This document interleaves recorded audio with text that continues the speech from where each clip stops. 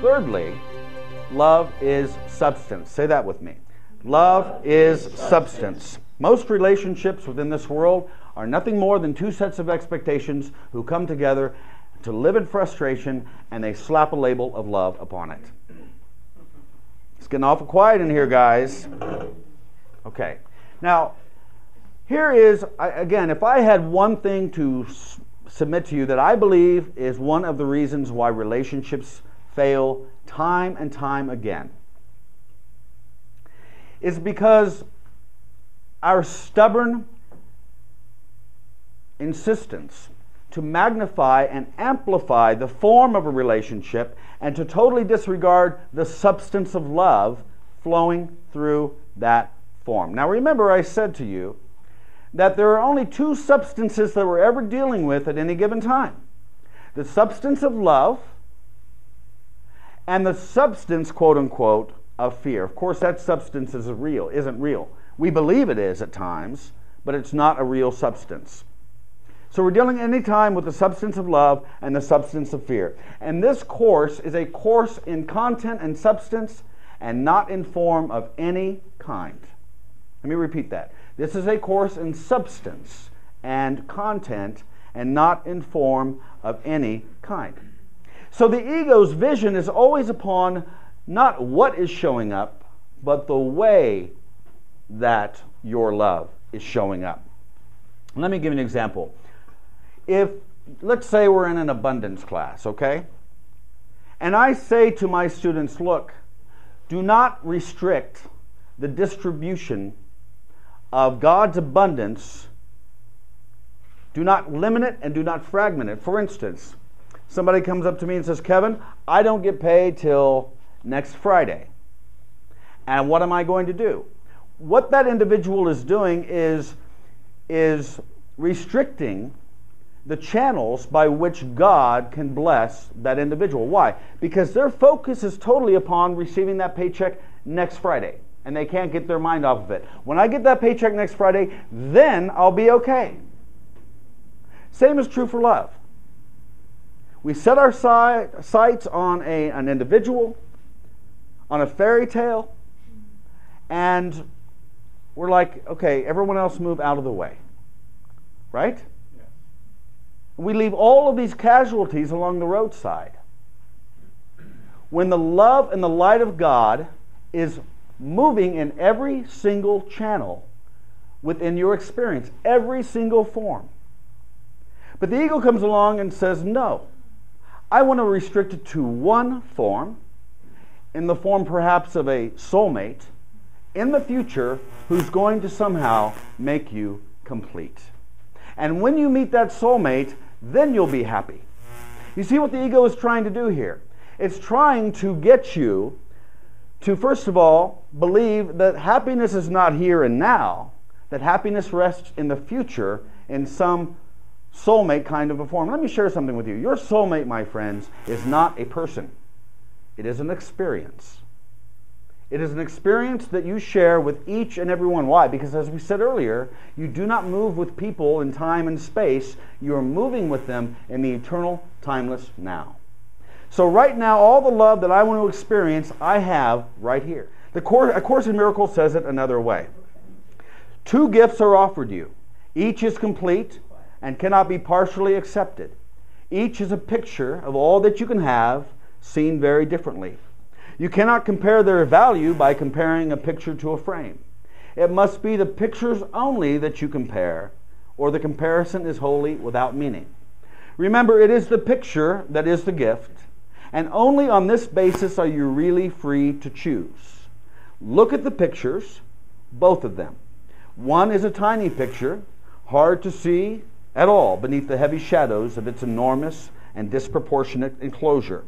The other is lightly framed and hung in light, lovely to look upon for what it is. So what we're being told here is that two gifts are offered us at any given moment. Again, two choices, two voices. One is a frame that is gaudy, that has its pearls and its diamonds on it. And why is it gaudy? Because this is a picture that the ego has painted of you, and it is a dark picture. And so what the ego has to do then is to what? Magnify and enlarge the frame that's enclosing that picture it says is you. You following me? All right. Now, the Spirit of Love has offered us another picture that we are told is lightly framed. Why? Because the picture of you is lovely to look upon. Is lovely to look upon. But you see why now that this voice of fear wants to magnify form and diminish what is flowing through that form? Let me give you another example. If you look at all of the cathedrals in Europe, okay, and the emphasis is placed upon the vehicle, right? The building, the temple. And what is so often disregarded and missed is the altar within that temple. It's just like in our experiences with other people in quote-unquote loving relationships. Where is our focus? It's upon this form and a total disregard of the altar within that form. Truman Capote once said, and I love this, that people who are having a love-sex relationship are constantly lying to each other because the nature of the relationship demands that they do. Because you have to editorialize about this other individual, which means that you cut out what you don't like mentally and you add in what isn't there. And so you're building a lie. Have we all done this before? I have. You fall in love with someone, and what you're falling in love with is not that individual, but the director's cut of that individual. Right? Alfonso, you asked about marriage earlier. I told you I'd address that. Marriage is a form. It is just like any other form. And it can be a hellish experience or a heavenly experience depending upon the guide that you have chosen to lead you through that form. But again, with the marriage ceremony, for instance, I was watching a TV show the other day, and the very marriage ceremony itself was so not perfect for certain people that it actually ruined the whole wedding experience and ruined for some couples the whole experience of getting married at all. Okay? Why? Because of the emphasis, once again, upon form. This wedding has to be perfect. There is no such thing, by the way. There is no such thing. Hello? Am I right? There's no such thing. You know, we're just like little children, guys and gals.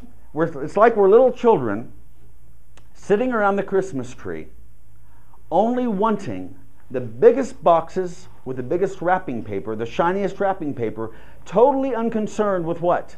What's inside the box.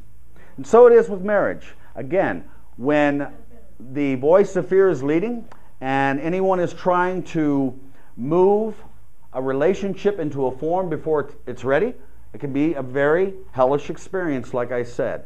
But again, when love is foremost in your mind, and the purpose of the marriage that you establish at the beginning of the marriage, the purpose of the marriage, which is love, by the way. Okay, most relationships are not like this. Most marriages are not like this. They get into the relationship, they get into the marriage, and about 6 months down the road, that newlywed is scratching their head going, how the hell did I get here? Right? It's because they did not establish at the beginning of the relationship why they were in that relationship. And may I say to you that the first indication, the first step of a loving, truly loving relationship is this: that you do not see your interest as separate from anybody else's interest. Your interest is to awaken to the love and the light within yourself and to help your brother, help your partner, help your lover to do the same thing. That you share that same interest. Does that make sense? Yes. Okay.